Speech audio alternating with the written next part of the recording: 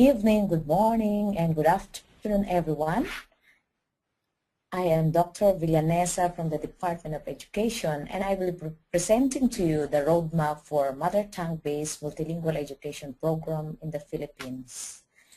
To start with, I would like to present to you the context of the Philippine educational system. We are the biggest agency in the country with a workforce of more than 500,000, out of which are 377,831,000 elementary and 169,743 secondary school teachers, working in more than 46,000 elementary and more than 12,000 secondary school. This is managed by 17 regional offices all over the country, and we're serving 23,823,120,000 students from K to 12. In 2009, the Department of Education, through its secretary, made a very strong decision by coming up with DepEd Order 74. This is institutionalizing mother tongue-based multilingual education. From there, 11 selected DepEd officials were sent as a scholar to Payap University, Chiang Mai, Thailand, on mother tongue-based multilingual education. And there were also 100 teachers sent as a scholar in the University of the Philippines with the same purpose. But that travel is full of problems and challenges, one of which is that Executive Order 210, which emphasizes the use of English as a medium of instruction, is still in place. There was no law that safeguarded DepEd Order 74. And we have resistance from select lawmakers, proponent of the English as the medium of instruction. There were also resistance from parents who believe that implementing mother tongue base is going backward. Our ability to speak English is already our advantage. There were also resistance from teachers. They believe they can teach using the mother tongue. They've been used to teaching using English or Filipino. There were also resistance from other stakeholders and problems of lack of resources, financial, reading materials, literature and other textbooks, and of course, the complexity of the Philippine languages and the context of the Philippines. There were places in the Philippines like Manila where schools have several languages. In a classroom, there were 3 to 4 languages just in one classroom. Dr. Villanesa, this is Allison. It seems like your slides are not advancing. Are you seeing them advance on your end? Yes. I'm now with the challenges. Okay, we're still seeing your first screen, the cover of your presentation, so it seems like we might be having a bit of a lag here, which is unfortunate because we did test this the other day and it was working just fine.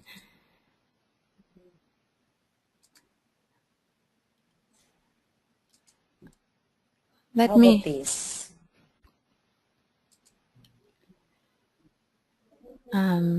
No, we're not seeing that. I think what we'll do maybe to try this is let me bring up the PowerPoint on my side, and if you wouldn't mind, I can advance the slides. And Yes. Okay, let's try this. Thanks everyone for your patience.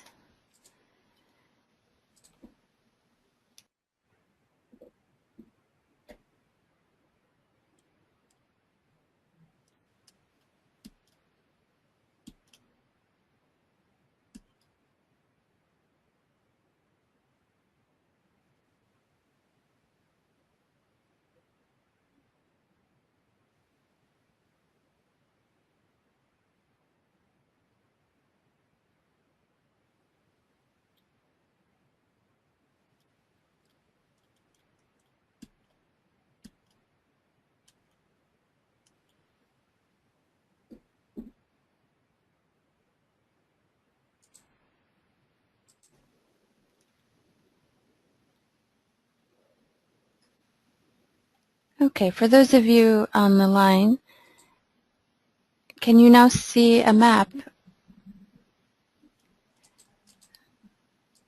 Great. Okay, so let me just bring up these slides for just a second here so people can catch up. Rose, we're looking at this slide that has the context I think you went over. Okay, would you mind just going back a little, summarizing again the context now so we can catch up with you?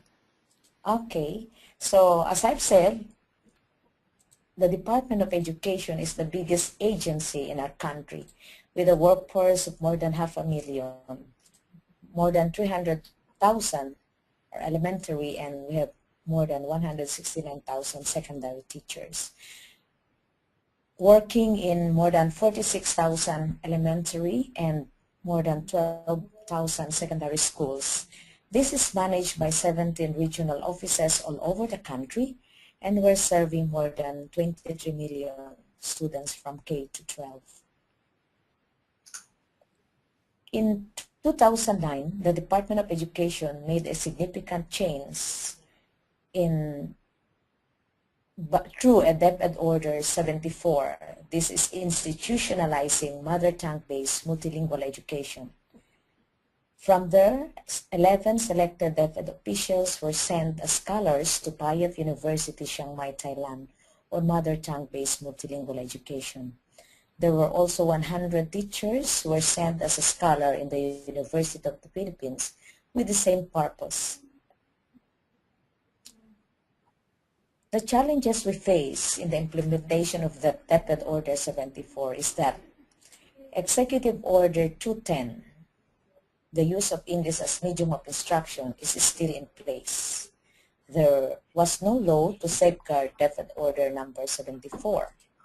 And there were lots of resistance from lawmakers, especially those who are the proponents of English as the medium of instruction. Resistance from parents, because they believe that implementing mother tongue base is going backward. Our ability to speak English is already our advantage. We also have resistance from teachers who believe that they can teach using the mother tongue. They said that they've been used to teaching using English and Filipino because of the bilingual policy. We also have resistance from different stakeholders. We have a problem of lack of resources like financial, reading materials, literature, and other textbooks. And of course, the complexity of the Philippine languages and the context. There were schools in the Philippines, especially in Metro Manila, where 2 to 3 languages are spoken in one classroom. But we have the following milestone from 2009 to 2010. We did a massive advocacy and synergy with teacher education institutions, encouraged them to include mother tongue-based multilingual education in their curriculum.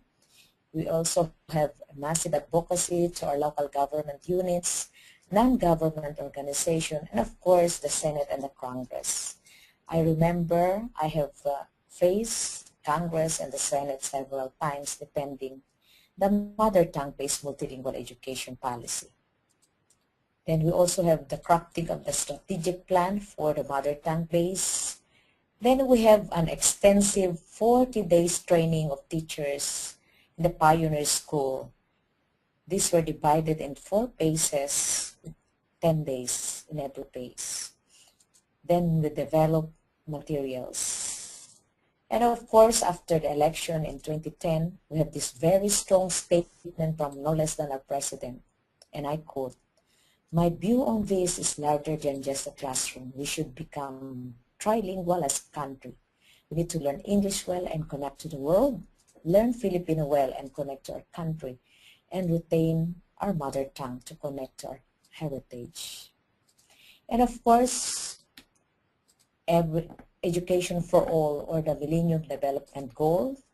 Then we have the BESTRA policy recommendation since 2005, where it is already recommended that Filipinos should be educated in their mother tongue. Then we have the current Deped Order number 16, guidelines on the implementation of the MTBMLE in 2012. Then finally, we have Republic Act 10533, the Basic Education Act of 2013, or the K-12 Basic Education Program, where mother tongue-based multilingual education is the salient feature of that 10533. Then we have this mandate also from our very own president under his 10-point agenda. President Aquino states that every child a reader by grade 1. At the core of our children's non-learning is the inability to read properly. By the end of next administration, 2015 to 2016, every child passing preschool must be a reader by grade 1. Essential to this is we must build a library infrastructure in our school, procure reading books from local publishing industry, and of course train our elementary teachers on how to teach reading. Another very strong statement is from our Undersecretary for Program and Project, Yusek Dina S. Ocampo, when she clearly states that we are, by virtue of our geography and history, a multilingual people. This gift has been far too long been viewed as a liability. In our country, some of the Filipinos are ashamed to identify themselves as Bisaya because of the majority languages. This is the framework of the mother tongue-based multilingual education. As we all know that mother tongue is really grounded by different theories, learning principles.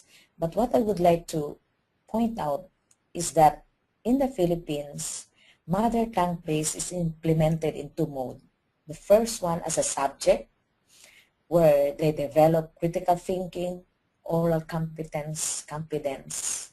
They know the language, and they develop literacy in their mother tongue. We also use mother tongue as a medium of instruction for other learning areas like math, science, araling panlipunan, and the rest of the learning areas like music, arts, PE, and health. This is for comprehension of academic content and curriculum mastery. Of course, we all know that mother tongue is really for cognitive development and academic development. Our end goal is for our students to ultimately be multilingual, to be able to speak Filipino, English, and in the secondary, other languages. Of course, this is for lifelong learning and communicative competence. This slide shows that mother tongue or the dominant language is used from kinder to grade 3. Filipino and English language proficiency is developed from kinder to grade 3, but very gradually. Of course, we know that mother tongue is used in instruction and learning materials for other learning areas because we want to retain their ethnic identity, culture, heritage, and values. And because we all know that children learn better and are more active in class and learn second language even faster when they are first taught in the language they understand. This is the bridging framework. We envision that in grade 1, our students are literate in the mother tongue, and in grade 2, they will be literate in Filipino, and grade 3, they'll be literate in English. Our best efforts.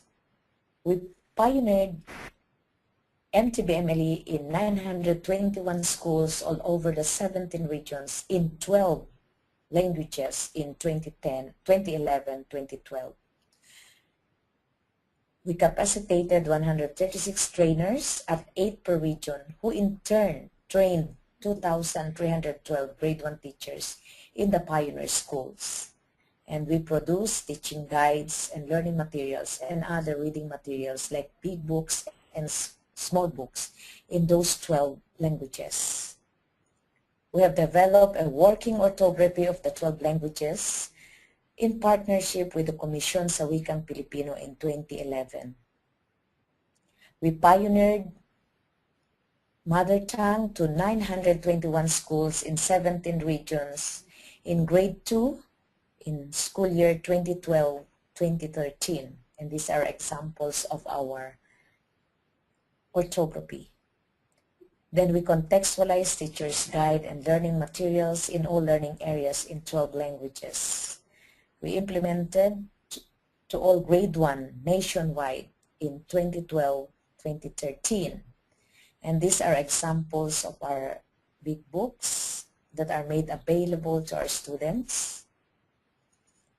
We upgraded the implementation of MTB to grade 3 in the pioneer schools in 2013-2014. Then we expanded to at least 7 other languages. Because of that, we also developed teacher's guide, learning materials, and other reading materials to these additional 7 languages. Then we implemented MTB-MLE to all grade 2 in school year 2013-2014. We developed an early grade reading assessment, or what we call the EGRA, an early grade mathematics assessment, or what we call the EGMA tools in 12 languages through the USAID Research Triangle Institute, or the RTI, and the World Bank. USAID Basa Pilipinas also work on the 4 major languages, the Ilocano, Cebuano, Binisaya, Maguindanaon, Tagalog, in selected divisions in 3 big regions, Region 2, Region 7, and the ARMM, or the Autonomous Region in Muslim Mindanao. We try to strengthen our synergy with local government and non-government organizations. What are our anecdotal observations and reports? Our pioneer schools, and even those who implemented the MTB-MLE nationwide, reported that pupils are more participative and the class is very interactive. Pupils actively participate in story reading and telling, and they can retell the stories listened to in their own words. Most of the pupils are readers.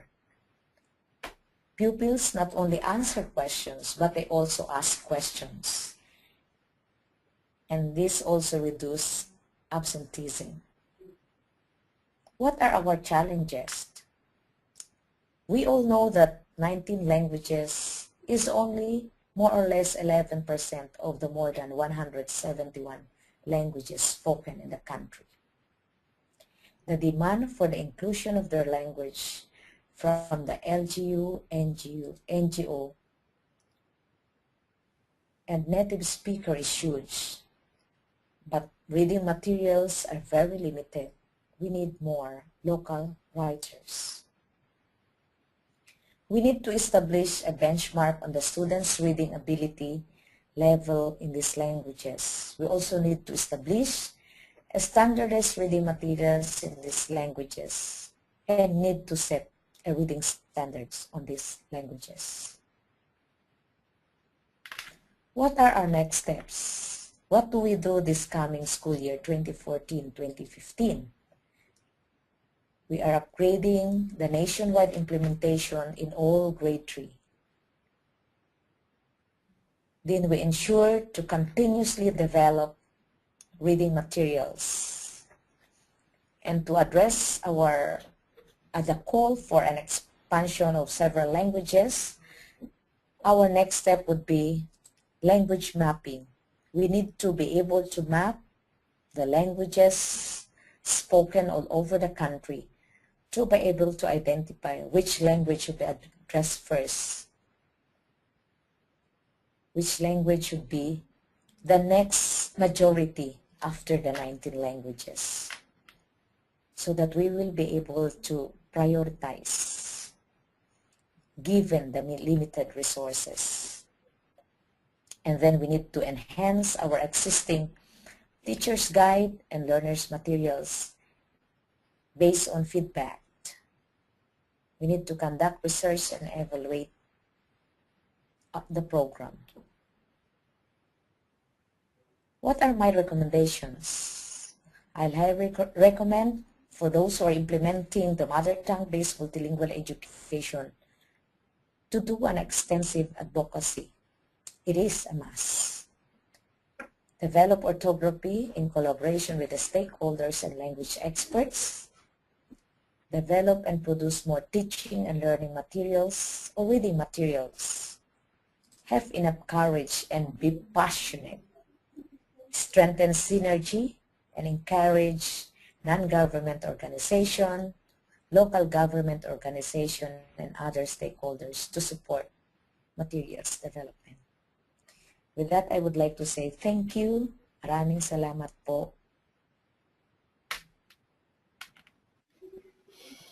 Muchas gracias. Thank you, Dr. Villaneza, for your presentation. We have a number of questions coming in from people who've been listening. Maybe we'll start with one from Stacy Maresco, who is one of our MTB MLE members here in Washington, D.C., and also I need to thank for her help in coordinating all of the communications around this. She wonders if you could talk more about the process you went through to engage speakers from each of the languages in writing and contributing to the development of the learning materials. Yes. I am the national coordinator, and to make my work easier, I need to establish a regional coordinator. So I have 17 coordinators from each of the region who do the work in the regional offices. And these regional coordinators also have their division coordinators who also do the coordination in the regions and inviting other stakeholders. And we also have the district coordinators who manage the coordination in the district level. So that's how we distributed the task. So we have the district level, which is higher than the school level. Then we have the division level. Then we have the regional level. So my direct contact will be the people from the regional level. We plan together and they do the work in the region, also coordinating with the division. And the division will coordinate to the district offices. Thank you. Along with that, Peggy Dubeck has a question regarding the orthographies of the language you worked in. Are they settled orthographies? And if they are still in development, what has been your strategy to find writers who know the orthographies? We have invited language experts of those languages from the locality. Then we also involve the Commission sa Wikang Filipino because they are the office in charge of the preservation of language in our country. And of course we work with the local governments and we work with the people from the locality. Then we present this orthography to stakeholders, group of people from that locality. And of course, after that, we present it to the kids. Because we should always remember that the ones who will be using our materials are the kids. There were words that are acceptable to adults, but they are not acceptable to our learners. Remember that in the Philippines, for now, we envision to use or implement mother tongue based from K to 3. So our main consideration is that what are these language what are the terms, that our grades 1 to 3 learners are using and that is acceptable to them and appropriate to them. So aside from presenting this to adults, we also present this to kids because they are our end users. But the orthography, like, the spelling rules and all those were really a labor, a cooperative work of the Commission sa Wikang Pilipino, the stakeholders, the adult speakers, and of course the young generations. Thank you. And a related question was, what language is the teacher's guide written in? This is how we do it. We wrote a mother manuscript written in English. Then these were contextualized into 19 languages. So the teacher's guide, everything in the teacher's guide that are for the students are really written in the mother tongue or contextualized in the mother tongue. But those that are like the objectives and the rest of those part of the lesson plan that are not really for students, that are for teacher use, they're written in English. But our learners' materials, the materials that goes to the students, are really written in purely mother tongues. But we have the mother manuscript that are written in English. But of course, that is why we emphasize that it's not translation, it's contextualization, because there are concepts in English that are not applicable in other languages in the Philippines. Yes. Related to the development of materials, we have a question from someone regarding the development of materials for children. Are there any current efforts or plans to develop children's books to supplement the materials you already have? Yes, actually, if you go to the websites of the different regions, other regions, of course, not all regions work in the same phase, but we have several regions are more advanced. They even have children's book, big books and small books written in their languages, and that central office is also doing that. So we have, even before the implementation of the actual implementation of the mother tongue, people really are, when they heard about this, when DepEd Order 74 was launched in 2009, as if all the people in the region and the locality already started writing. But of course, these are not the books that we wanted our students, because, others do not have the plot. It's not really a good storybook. But we have lots of books that are available that can be enhanced and made use as our reading materials for students. We don't stop them from doing that, because they love writing stories, and teachers are even telling us that their grade 6 students who are listening to grades 1 to 3 are writing stories about what they heard in the lower levels. Thank you. We have a comment from Suzanne Simard noting that the Basa Filipinas project is developing and piloting read-alouds, decodables, and other level texts in the mother tongue languages, Filipino and English. Thanks for that, Suzanne. We have a question about teacher training. There's a question about how the teacher training is in helping to get teachers to become less resistant to the implementation of MTB-MLE and embracing and implementing it. If you could talk a little bit about that process of working with teachers. Yes, it's really our first implementation, as I've said, is really a challenge, because teachers are really very resistant in using the mother tongue. But later on, because actually in the Philippines, even if we say that we have the bilingual policy, teachers really are using the mother tongue even before, because once they talk in English, the teachers will just, the students will just look at them. They could not answer. That's why they need to translate and use their mother tongue in explaining. And that explains why the achievement of our students are really very low. Because the teachers explain the lessons in their mother tongue, even if the mandate is really in English and in Filipino. Because they said that, students don't react. Students just look at them.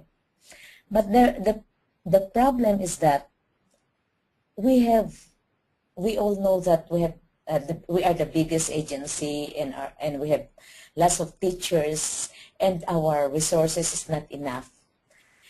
We all know that a 5-day training is really not enough for them to understand the concept of mother tongue, and besides there are other learning areas that need to be explained. And so what we are planning now is really, our next step is really to come up with a mentoring program for these teachers. And so this school year, our focus would be training the grade 1 again, and we're happy about USAID doing that for us. They are training teachers from these 3 big regions, select teachers from these 3 big regions coming from the divisions that they are sponsoring through the Basa Pilipinas. And so I believe that they already have conducted a training, or they're still going on, as we also are implementing the grade 3 mass training to around 30,000 teachers all over the country. Thank you. It's not really an easy task, and we all know that one-shot deal training is not really an effective one. There should be a follow-up, and there should be a school-based mentoring or sharing of best practices for sustainability. On the part of, yes? Related to teacher training, we have a question as to whether any part of the training is specific to helping teachers learn to read and write in some of these languages, assuming they may not have themselves learned to read and write in a language they speak? Yes, actually in almost all the, in this grade 3 training, there's a portion there where the trained scholars from PAYAP and those who are language experts talk about the orthography of the language and the teaching of reading in that language.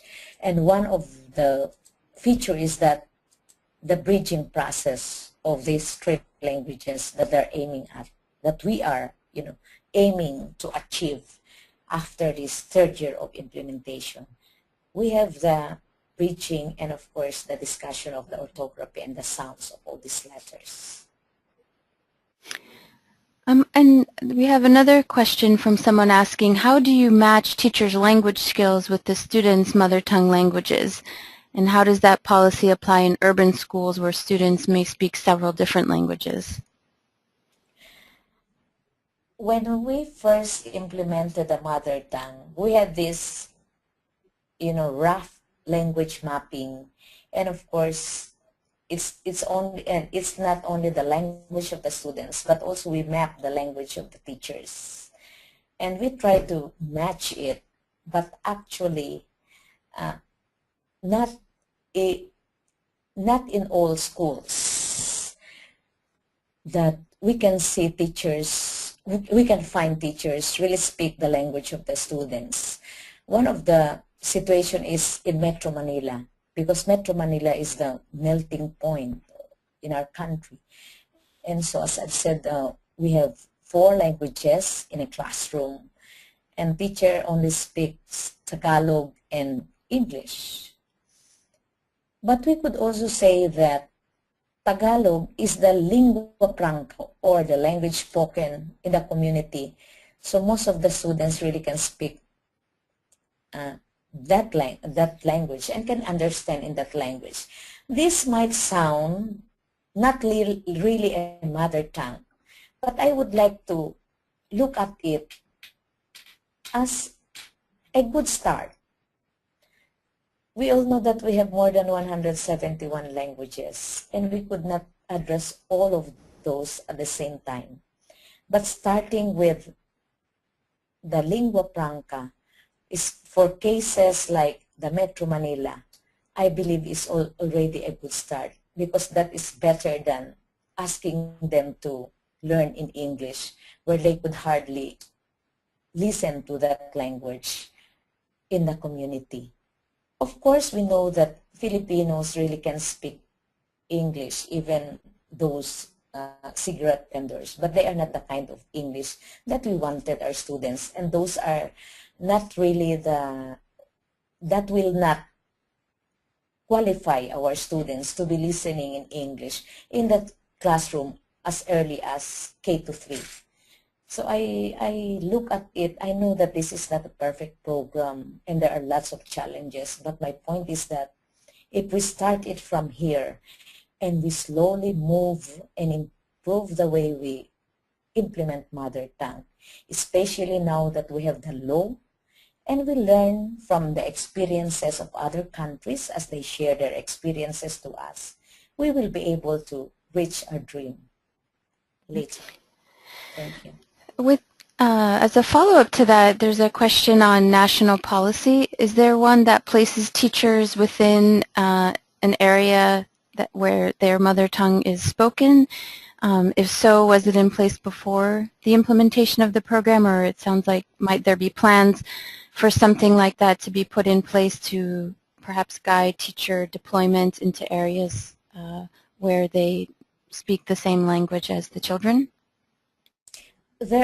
We already started that when we pioneered mother tongue-based multilingual education, and but our Undersecretary Dina Ocampo really would like to come up with a research-based language mapping, and from there we'll be able to do a more realistic matching of the teachers and the students' language, and that those are even our consideration now when we receive requests that their languages be included in the expansion of the implementation of mother tongue-based multilingual education. One of our questions will always be, are there available materials? Are there teachers whom will be able to match with the language demanded by our students? And so we are leading to that, even if we already have started doing that. But I believe the move now of our Undersecretary, Yusek Dina Ocampo, will be more realistic, and it will strengthen what we have started in the past. Mm-hmm. If I might switch to a discussion a bit about advocacy with parents and community involvement. We have a number of questions about that. How have you been actively working with communities? Were they involved at all in the production of materials? And have you been doing any advocacy with parents around MTB MLE issues? According to when we first implemented mother tongue based, there were lots of strategies done by principals, because they were the ones involved in the schools, and they were the ones directly bombarded by the parents. And so one of the principals is that, he invited the parents to join the class. They were staying at the back, and the teacher is teaching in the mother tongue. Then the parents, according to him, the parents were joining the conversation, joining the class discussion, and they were happy looking at their children answering, compared to the previous experiences that the classroom is, very silent. And so the parents really appreciated the effort of the deputies. According to the parents, oh, we know what the teachers are talking in the classroom, and we could even participate with what our kids is doing. And no less than our secretary would always say that in the past, kindergarten classes and grade 1 classes are really very silent, but now it's a noisy class, and almost all the students would like to come up front and answer the questions that the teachers are throwing to them. We have lots of narrations from the principals and even from the parents in videos. So what would you say, there's a question there, some of the best ways to overcoming the resistance with with parents. Do you have some other specific strategies you might be able to recommend to people who are working on similar issues in other countries? We really have to involve them, ask them to come to school and see what we are doing in the classroom. And there were even coordinators who invited them, regional coordinators who invited them to write stories. Of course, and some of them who doesn't know how to write, they dictated the stories to the teachers, and the teachers write their stories. We really need to involve them, especially the parents of these kids. Let them come to school and join in the classes, and they will love doing that. Mm-hmm. Then, yes? Go ahead.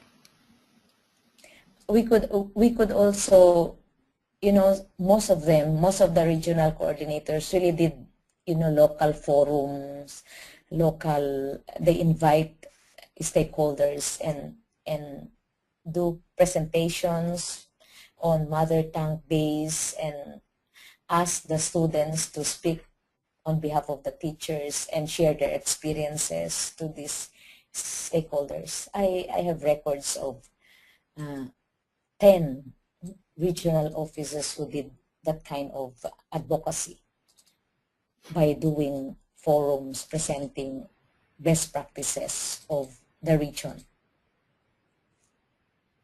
In relation to the advocacy work, we have a couple people asking questions about advocacy in the policy arena and with government politicians.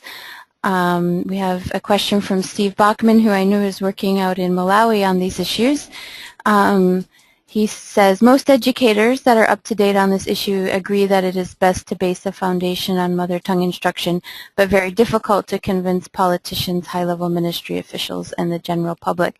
With regards to that target audience as opposed to parents, are there specific strategies that you have used to bring on board all of your colleagues? When we started MTBMLE, I'm always at the hot seat. I went as far as the Senate to present mother tongue-based multilingual education. I believe that it's my passion that convinced them. So I presented it to them, and they usually the most of the questions would be, are we ready? Because, we back it up with, we all know that researches about the use of mother tongue are really very strong. But their question would always be, are we ready? Do we have enough resources? Can we manage this? So I would always ask them this, I would always throw them questions like, one time when I presented this to the Senate, one of the senators asked me, do we have enough resources? I asked him, when in the history of the Philippines that our resources is enough? Never. None in the history. Because our resources, no matter what we do, would always be, insufficient. Then he asked me another question. Are we ready? So I asked him the same question. When in the history of the Philippines, or even elsewhere, that people would always be ready of anything or everything? None, right? Because we can never be ready, no matter what we do, no matter how prepared we are, we'll not be ready in everything that happens. And my last question is that, do you believe in what we are advocating?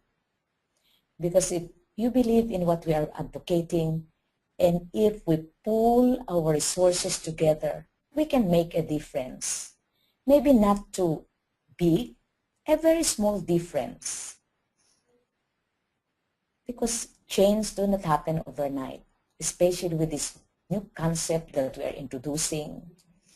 Our point is that what we are doing are really for the Filipino children.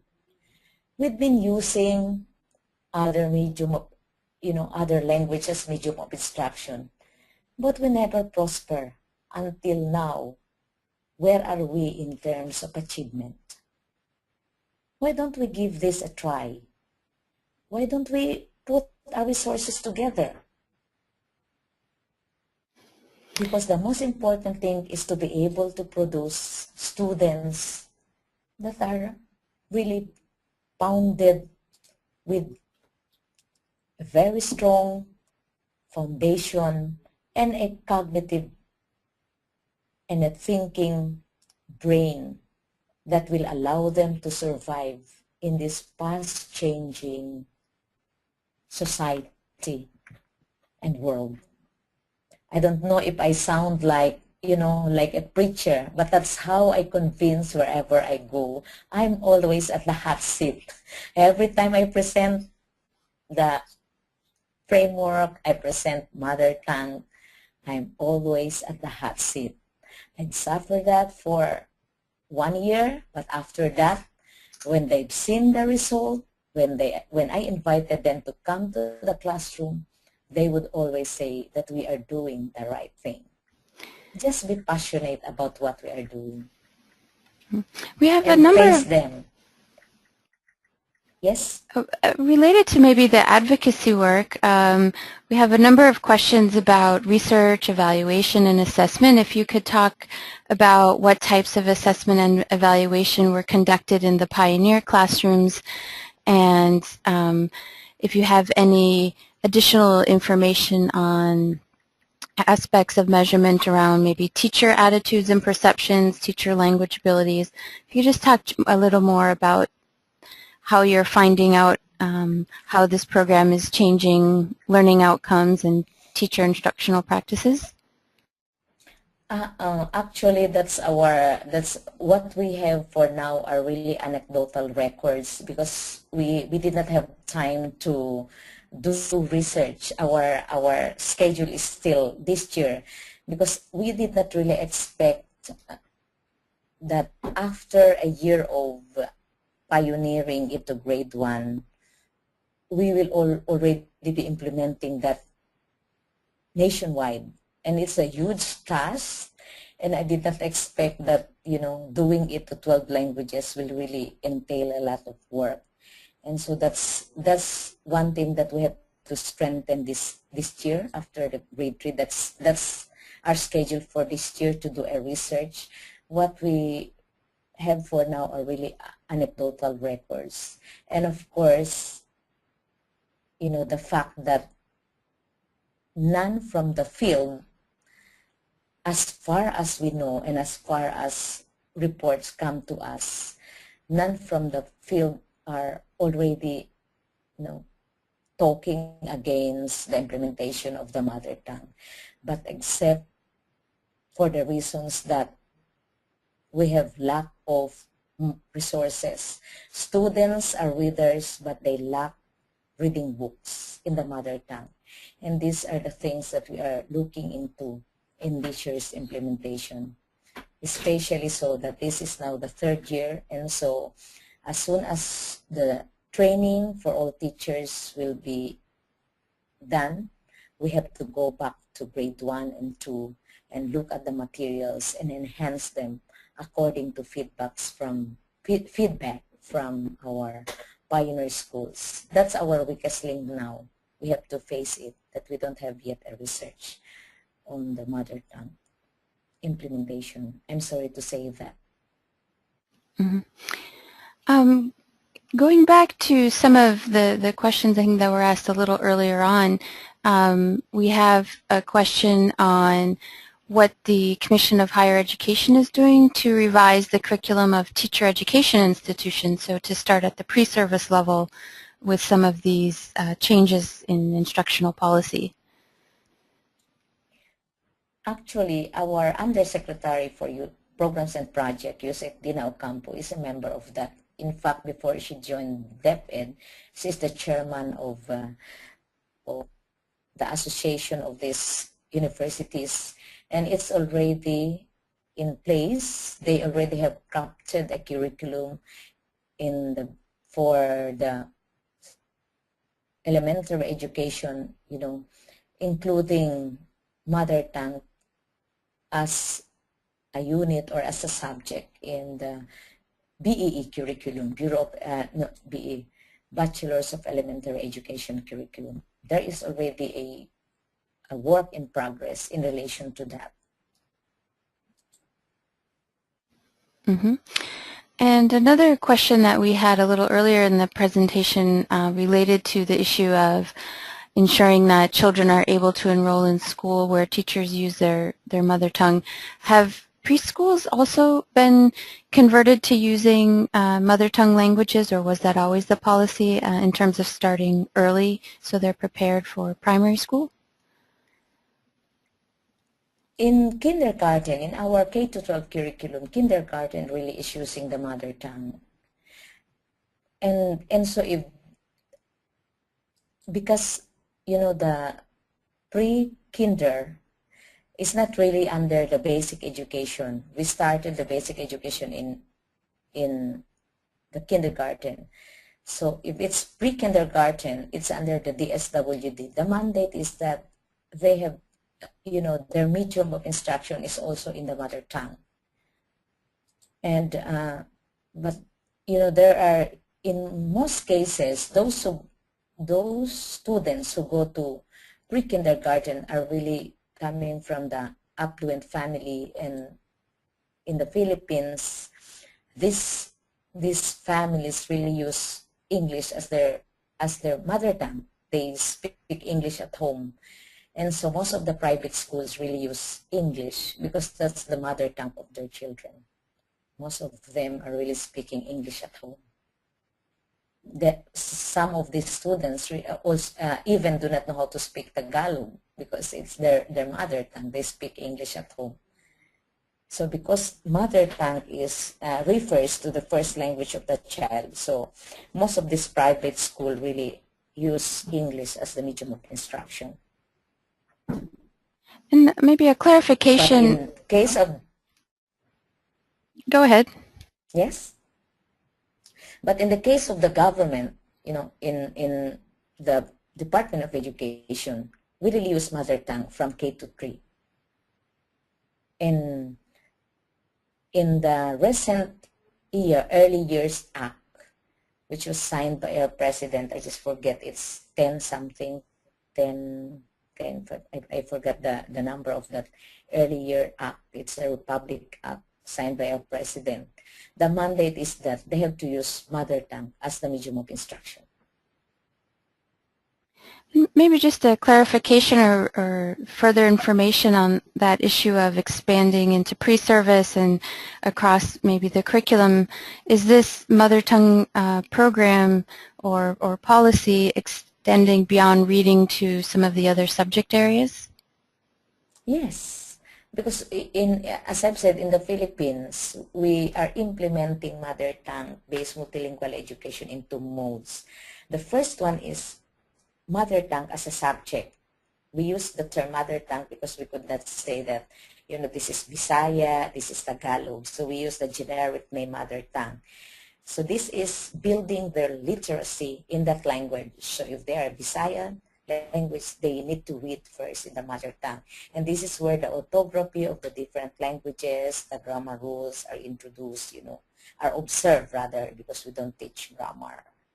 Then we have the MTBMLE as the medium of instruction, where the mother tongue of the child is used as the language of learning for math, for science, for araling panlipunan, for music, arts, PE, and health.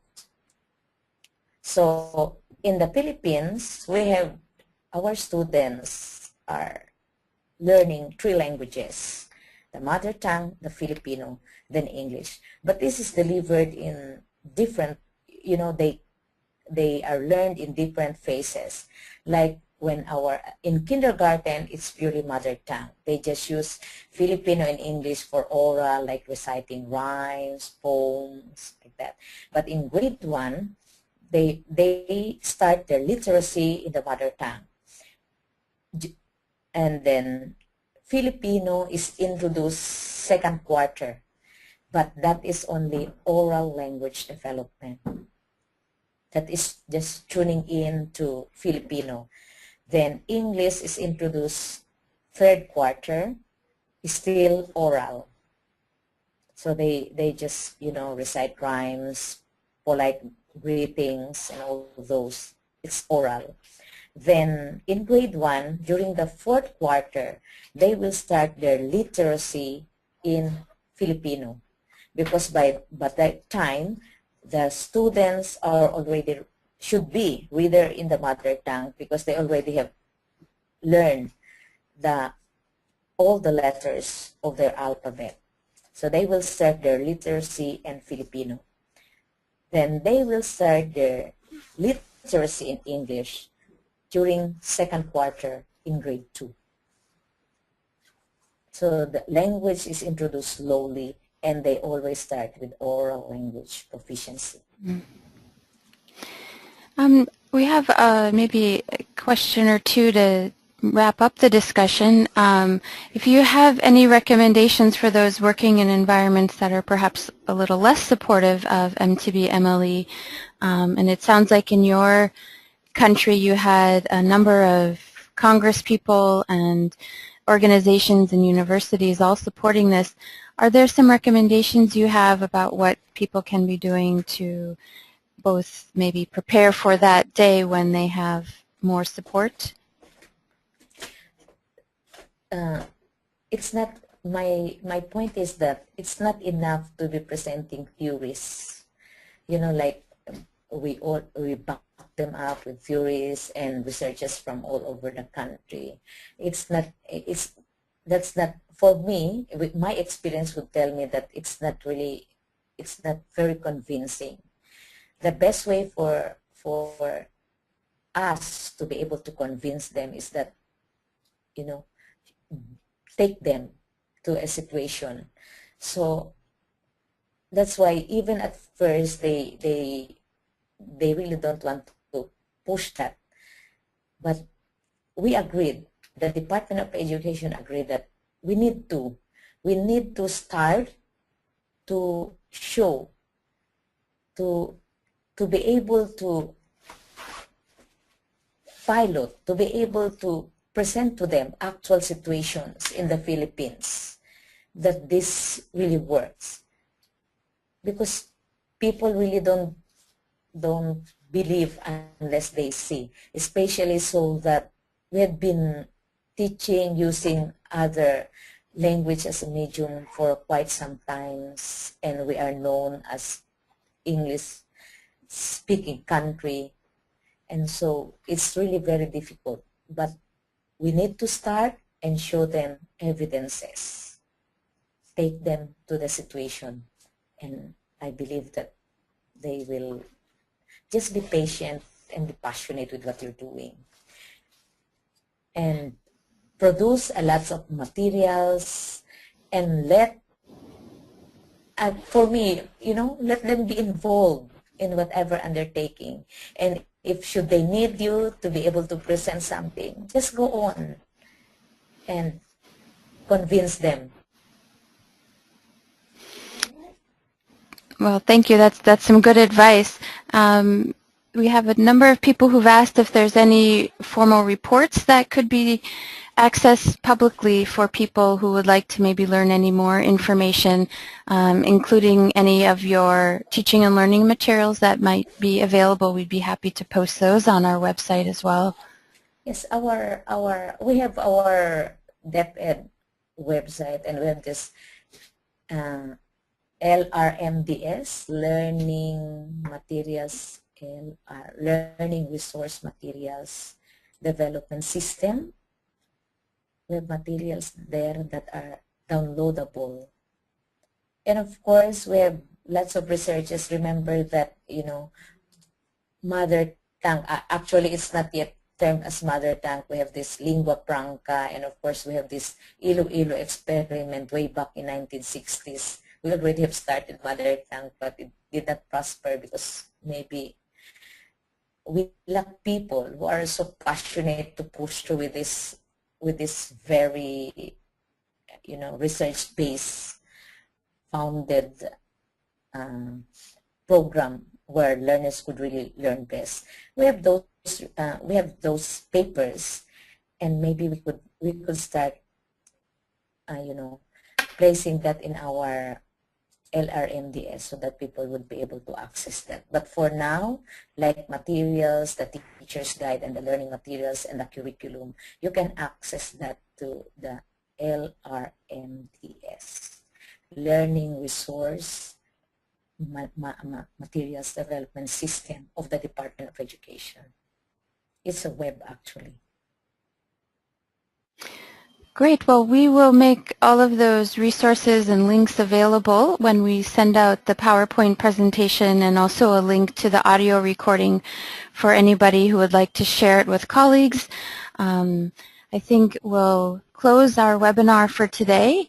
Thank you so much for everybody who participated early in the morning in the U.S. and late in the evening out in Asia and other places. We appreciate your patience with some of the webinar functionality earlier today, and we look forward to connecting with you again for a later webinar. If you are interested in giving a presentation on your work or have suggestions for further presentations, please do get in touch with us at mlenetwork@gmail.com. Stacy Maresco is our communications coordinator, and we're happy to hear from you. Thank you. And thank you also to Dr. Villaneza for staying up late in the Philippines and preparing this wonderful presentation. Thank you, everyone. Bye-bye.